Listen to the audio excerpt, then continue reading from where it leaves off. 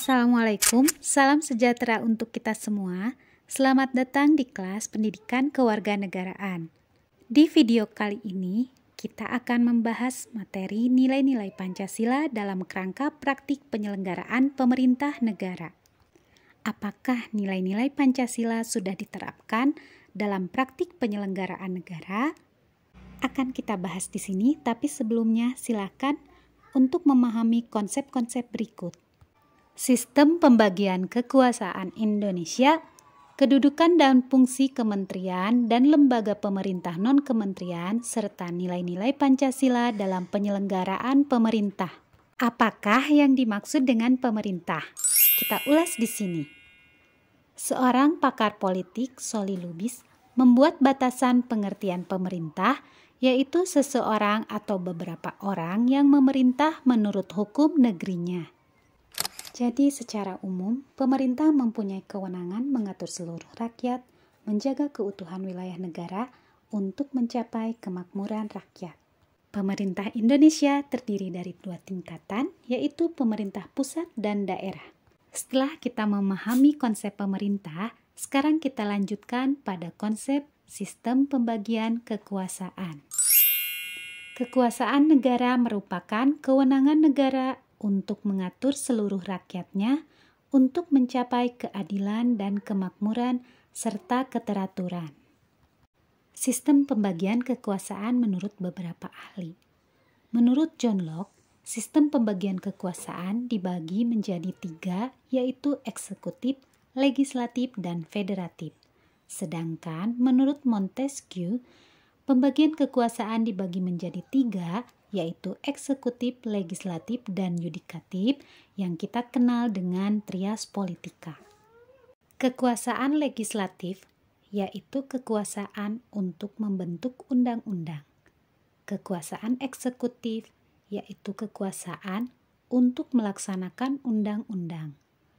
Kekuasaan federatif yaitu kekuasaan untuk melaksanakan hubungan internasional. Kekuasaan yudikatif yaitu kekuasaan untuk mempertahankan undang-undang, termasuk mengadili setiap pelanggaran terhadap undang-undang. Sekarang kita lanjutkan pada konsep pemisahan kekuasaan dan pembagian kekuasaan. Pemisahan kekuasaan berarti lembaga pemegang kekuasaan negara, yaitu legislatif, eksekutif, dan yudikatif, merupakan lembaga yang terpisah satu sama lainnya.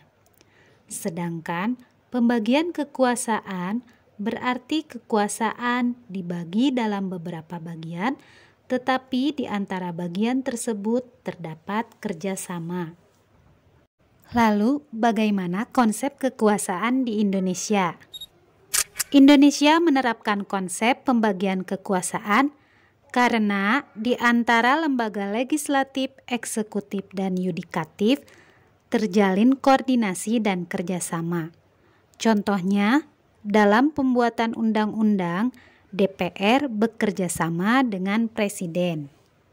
Kemudian, penerapan pembagian kekuasaan Indonesia terdiri atas 2 bagian.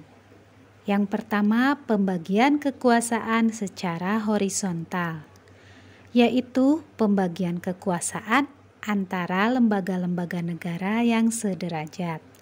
Yang kedua, pembagian kekuasaan secara vertikal, yaitu pembagian kekuasaan antara beberapa tingkatan pemerintahan. Pembagian kekuasaan secara horizontal mengalami pergeseran setelah amandemen Undang-Undang Dasar 1945. Di mana klasifikasi kekuasaan negara yang pada umumnya terdiri dari 3 jenis menjadi 6, dengan penambahan kekuasaan konstitutif, eksaminatif, dan moneter. Akan kita bahas satu persatu tentang kekuasaan tersebut. Kekuasaan konstitutif yaitu kekuasaan untuk mengubah dan menetapkan undang-undang dasar. Dilaksanakan oleh MPR sesuai dengan ketentuan pasal 3 ayat 1 Undang-Undang Dasar 1945 yang menegaskan bahwa Majelis Permusyawaratan Rakyat berwenang mengubah dan menetapkan Undang-Undang Dasar.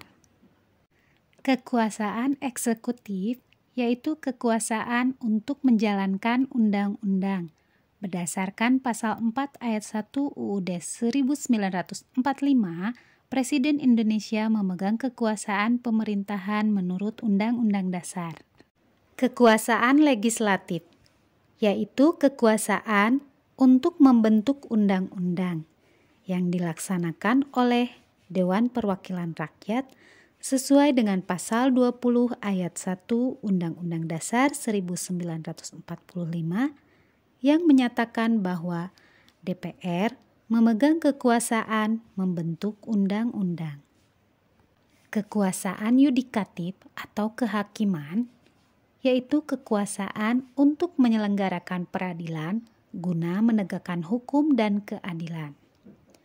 Menurut pasal 24 ayat 2 Undang-Undang Dasar menyatakan bahwa kekuasaan kehakiman dilakukan oleh sebuah Mahkamah Agung dan badan peradilan yang berada di bawahnya dalam lingkungan peradilan umum, lingkungan peradilan agama, lingkungan peradilan militer, lingkungan peradilan tata usaha negara, dan oleh sebuah mahkamah konstitusi. Kekuasaan eksaminatif yaitu kekuasaan yang berhubungan dengan penyelenggaraan pemeriksaan atas pengelolaan dan tanggung jawab keuangan negara. Menurut pasal 23E ayat 1 UUD 1945 menyatakan bahwa untuk memeriksa pengelolaan dan tanggung jawab tentang keuangan negara diadakan satu badan pemeriksaan yang bebas dan mandiri. Kekuasaan moneter yaitu kekuasaan untuk menetapkan dan melaksanakan kebijakan moneter, mengatur dan menjaga kelancaran sistem pembayaran serta memelihara kestabilan nilai rupiah yang dilaksanakan oleh Bank Indonesia atau Bank Sentral sesuai dengan pasal 23D Undang-Undang Dasar 45 menyatakan bahwa negara memiliki suatu bank sentral yang susunan kedudukan, kewenangan, tanggung jawab, dan independensinya diatur dalam undang-undang. Pembagian kekuasaan secara vertikal, yaitu pembagian kekuasaan antara beberapa tingkatan pemerintahan. Menurut pasal 18 ayat 1 UUD 45 bahwa Negara Kesatuan Republik Indonesia dibagi atas daerah-daerah provinsi dan daerah provinsi itu dibagi atas kabupaten dan kota yang tiap provinsi, kabupaten, dan kota itu mempunyai pemerintahan daerah yang diatur dengan undang-undang. Kekuasaan secara vertikal merupakan konsekuensi dari asas desentralisasi. Dengan asas desentralisasi, pemerintah pusat menyerahkan wewenang pemerintahan kepada pemerintah daerah otonom atau provinsi, kabupaten, dan kota untuk mengurus dan mengatur sendiri urusan pemerintah di daerahnya. Tetapi kecuali untuk urusan yang menjadi kewenangan pemerintah pusat, yaitu kewenangan yang berkaitan dengan politik luar negeri, pertahanan keamanan, justisi, agama, dan moneter fiskal. Sekian pembahasan tentang sistem pembagian kekuasaan. Sekarang silakan mengerjakan tugas berikut. Terima kasih sudah menyimak. Sampai bertemu di pembahasan berikutnya.